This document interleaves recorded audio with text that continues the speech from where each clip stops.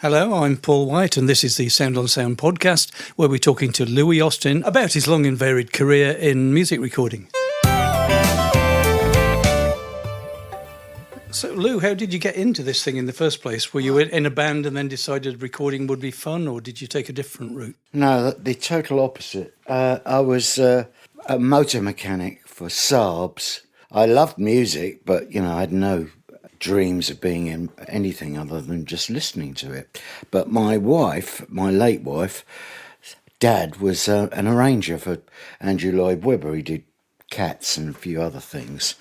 And he was quite influential, and he got me an interview at Lane Lea in Kingsway. And I went along, dressed very inappropriately, I might add, and had the interview, got the job as a tape-op at Kingsway. When you started as a tape-op under Martin Birch, did they have you doing all the tedious jobs like making the coffee and aligning the tape machines? I was literally the tea boy. I used to do that very well. Tea and coffee, I was always there, sorting the band's needs out in more ways than just tea and coffee as well. What I used to love was being shown how to mic things up, because moving a mic across an instrument can make a dramatic difference, and I never realised, especially when you're recording something like an acoustic guitar, where you place the mic or what sort of mic you use is absolutely the key to it all. And so that was always interesting. And of course, the wind up for lesser individuals, for instance, new tape ops that came was, asking to the mic, set up a studio, because we did a lot of cover hits and, 60, 70 piece orchestras. So set up, we've got two French horns there. And it was always amusing to see how someone would mic a French horn up, and they'd always get it wrong, basically, unless they'd been told.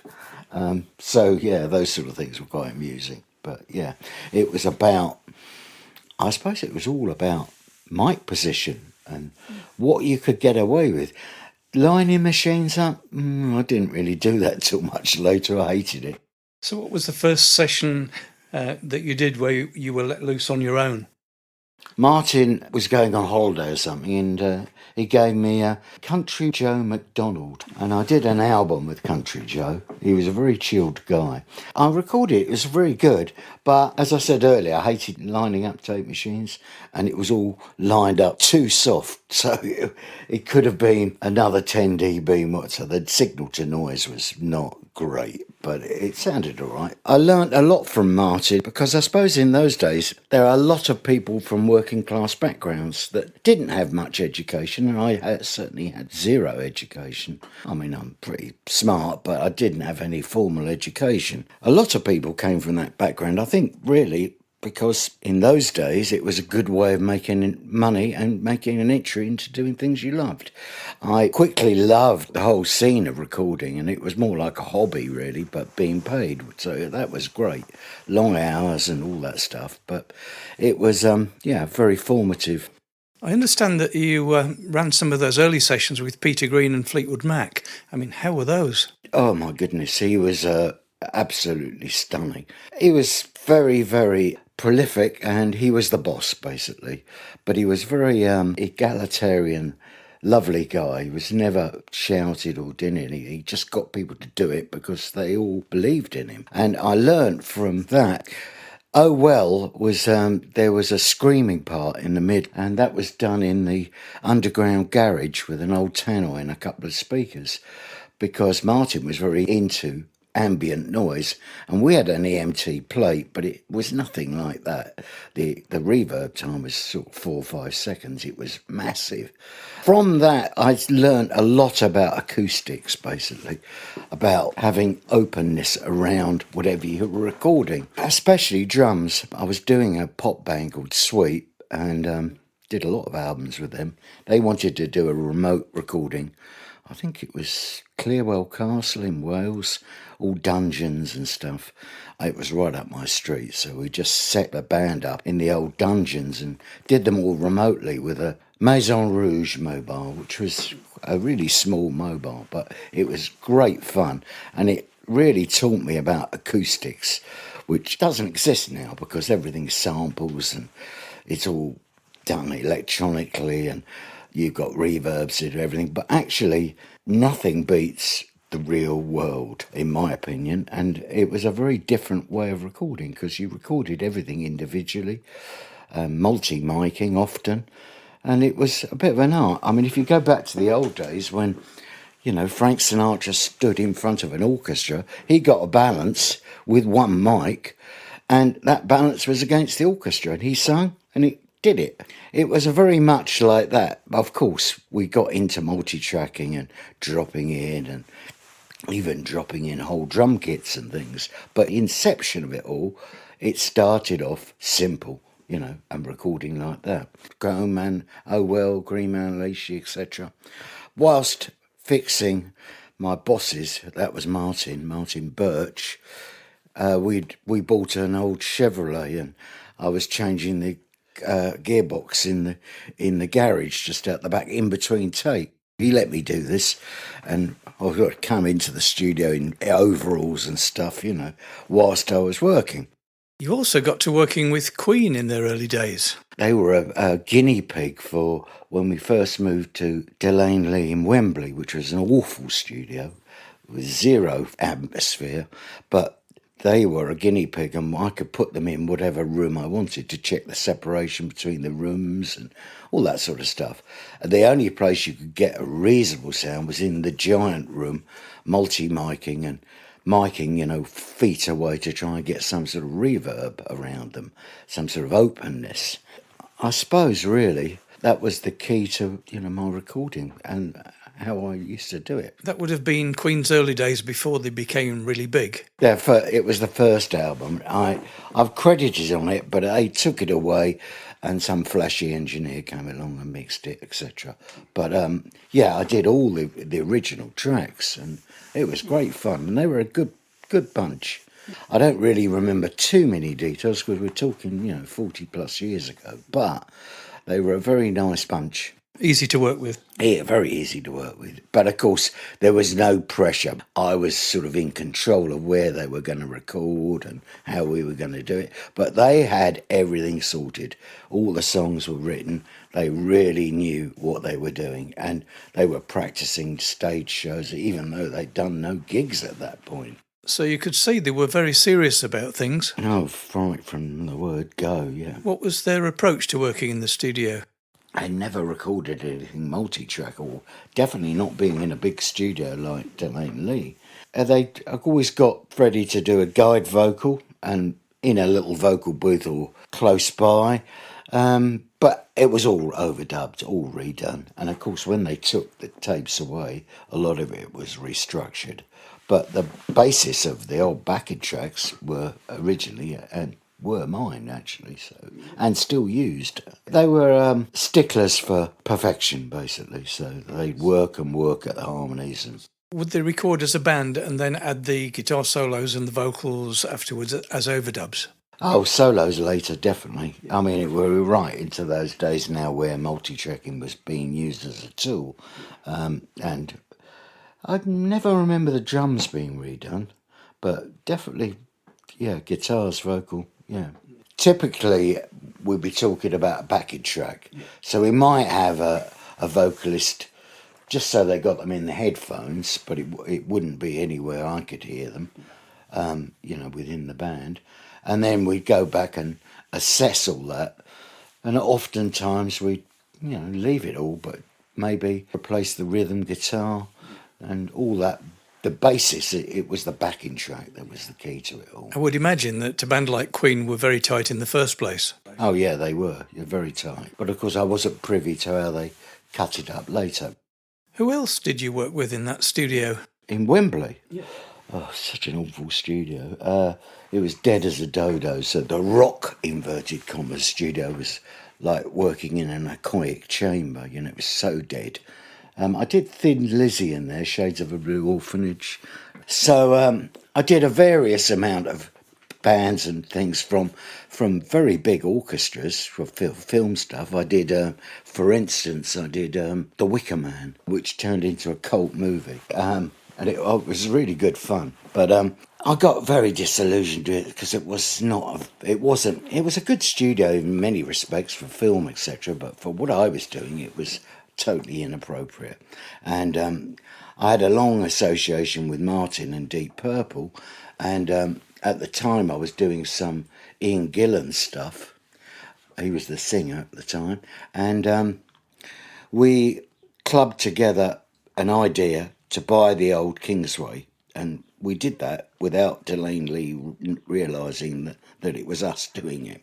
But Ian had the money, obviously. But there were three of us, Martin, myself and Terry, and we bought them under their noses. They would never have sold it back to us. And we had a very successful couple of years until we got served an injunction. Ironically, the Civil Aviation Authority took over the building, and because we made a lot of noise, obviously, in the basement, it was never a problem up until then. It did become a problem for them, and they stopped us working before 6 o'clock in the evening. And of course, this crippled the business, although we were still busy. But then I had an offer from a band I was doing, Sweet, to go abroad. I think it was Toronto somewhere. So I went freelance and then worked all over the place. And because of my association with Purple and heavy metal stuff, I did stuff for Roger Glover. I did lots of heavy metal stuff. Nazareth. Judas Priest, I did 5 albums with Priest. So a wide variety of heavy metal stuff, including Michael Schenker, Accept, and people like that. I did Judas Priest album in Ibiza, and there was a Eastlake studio, which were all in vogue at that time. They were built by a company called Eastlake, which was an offshoot of a company called Westlake, but they were all set to a standard formula. They were very, very dead, and they were actually like the Eagles sound. It was a dead doof doof, there was no ambience at all. Anyway, this studio in Ibiza was unusable for a heavy metal band like Judas Priest. They wanted full-on stuff. But he was building another studio. So I set up the drums in the empty shell of the new control room, which was literally an empty shell, and put breeze blocks up to make walls for separation for the guitar and the bass, etc. Oh yeah, no, the only thing we recorded was the bass in the studio because it was nice and dead. That was the only thing we recorded in the studio. But we were there months, and they weren't very prolific in writing. They liked the golf course. I loved the island, but did pretty well no work. And then we went to Orlando in a complete rush to try and finish the album. And then we mixed it at Bill Simzik's place, which is one of the Eagle connections in Miami, in a complete mad rush. That was with a producer called Tom Allen, really good guy, and he's still a very good friend. Over the period you've been recording, how had the actual recording process changed? I mean, presumably when you started it was probably, 8-track or even fewer than that. It winds up at 24-track. Well, it was 4-track when I started with Fleetwood Mac, or they quickly moved to 8, which was a revelation.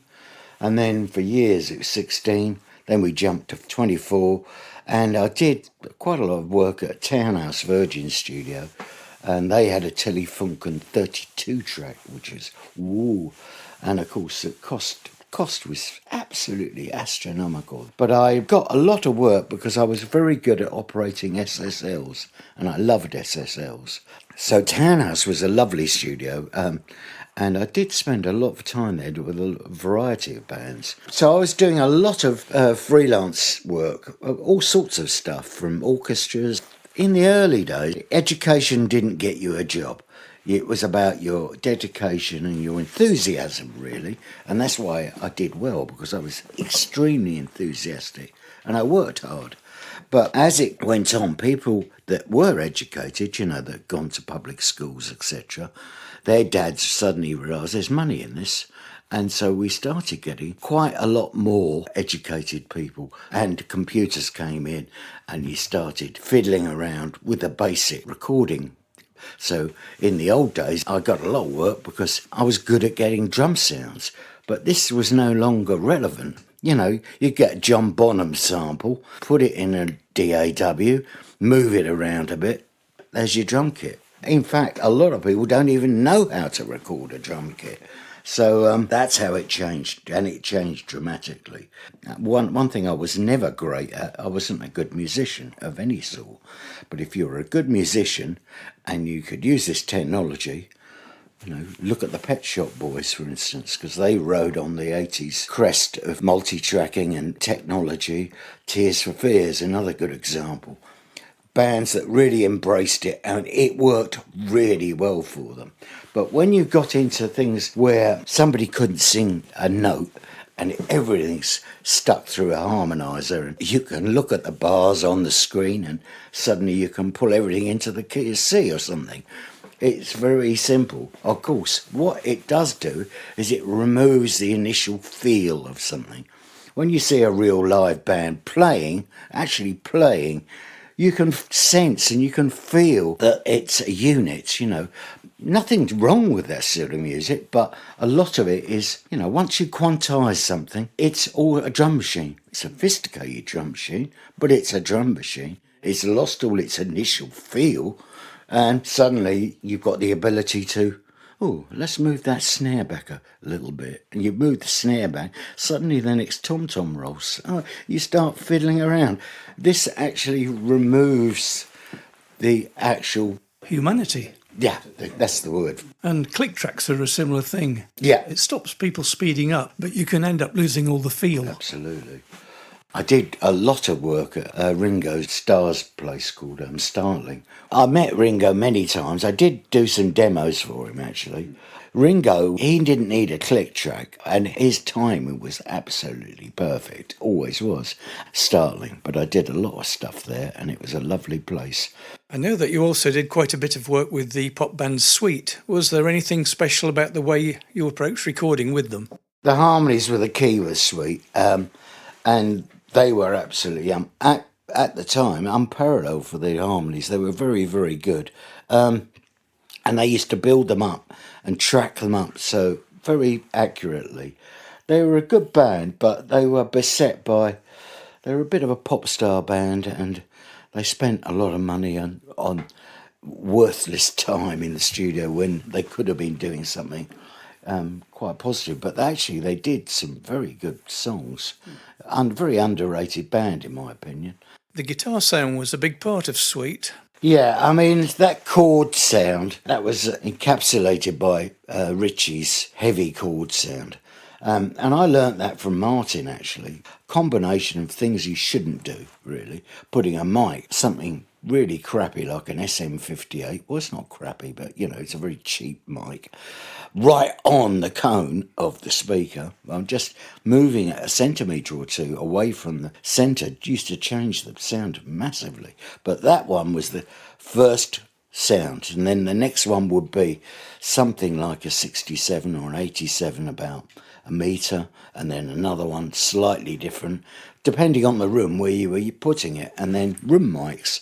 So it was a combination of all those things. And a lot of people that were more technical, they used to say to me, oh, what about the phasing, Lou? Oh, you know, this could be an issue. Never cared about it. It always worked, you know. If it didn't sound quite right, I pulled the small mic down a bit. It was very... rough and ready, but it worked, you know. And I got a lot of work from guitar and drum sounds, and getting drum sound especially was very difficult. So what would you say is the secret of getting a good drum sound? First of all, you need a drummer that can tune his drums properly. That's obviously. A lot of people don't know how to tune drum set. And when you ask a drummer to stick tape on his snare and things, often people really don't like this. But, you know, you fiddle around. I can remember spending at least an afternoon or more on one drum sound. And, of course, that doesn't exist anymore because you've got, oh, I don't like that drum sound. Oh, let's try that sample. And you get a sample, oh, the hi-hat's a bit loud. Oh, we'll pull that down. It's all so easy. But in those days, it wasn't easy. And you had to keep plodding on until you got exactly what you were after.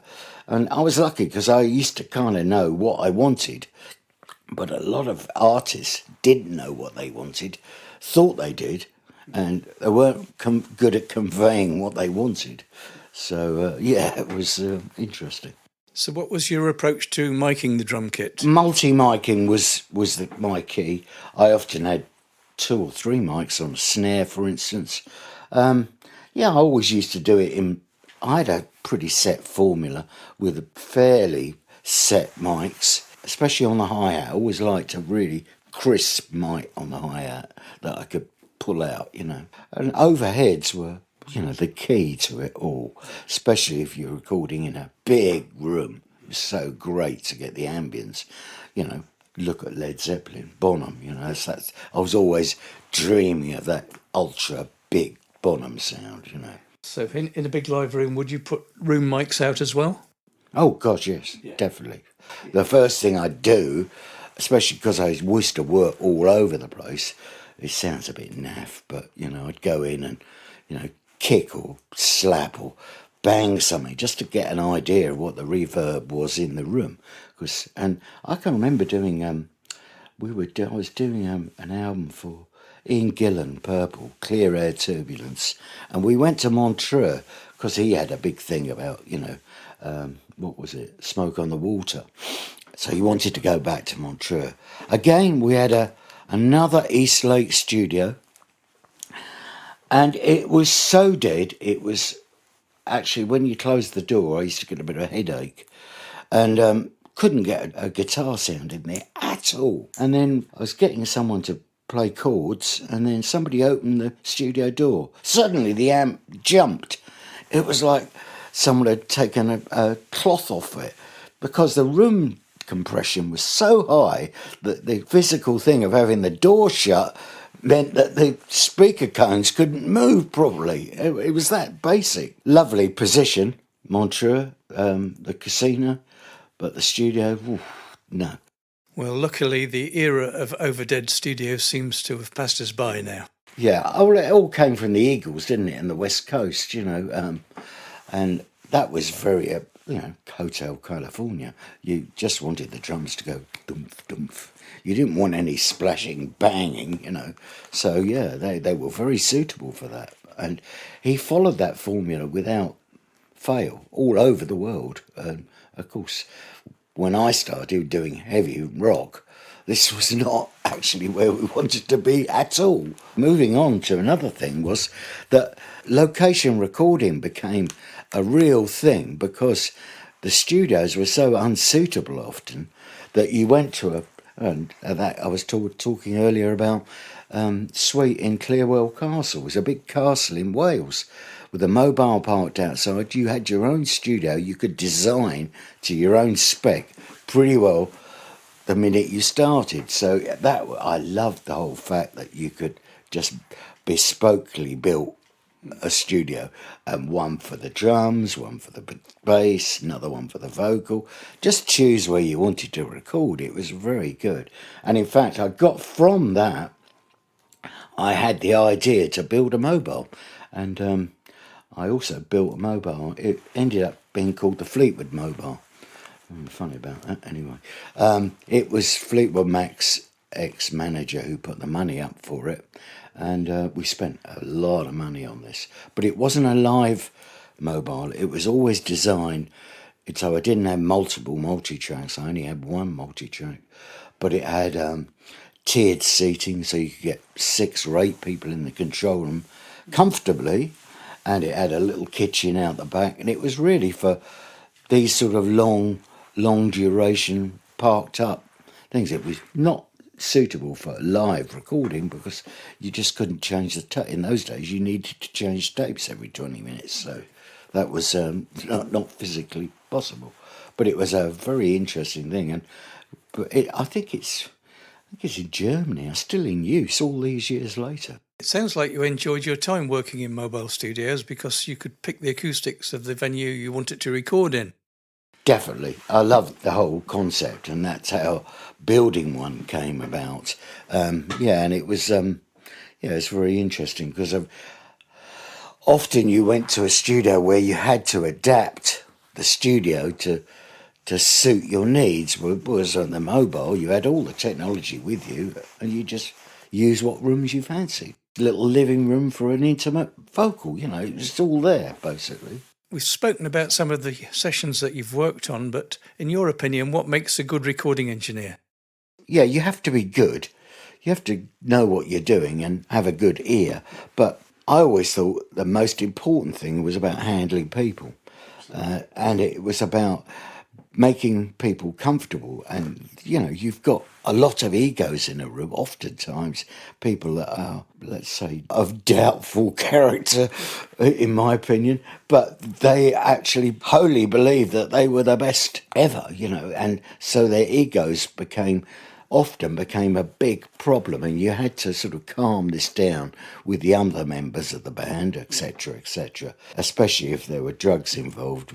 A lot of bands were very much into cocaine, which is a nasty drug for creating strife, shall we say, the opposite of ganja or a Rasta band, who are all really cool and comfortable. But when you've got an ego and a lot of coke, it becomes a nightmare, basically. Yeah. Becomes really quite difficult. And so you have to kind of find a baseline where you steer your way through all this and still come out smiling and trying to keep everyone else smiling. Did you ever have any particularly difficult session? Yeah, I did quite a long album in a place called Eastern Sound in Toronto. A very, very, not straight, but a regimented studio that were doing sort of dance bands and things like that.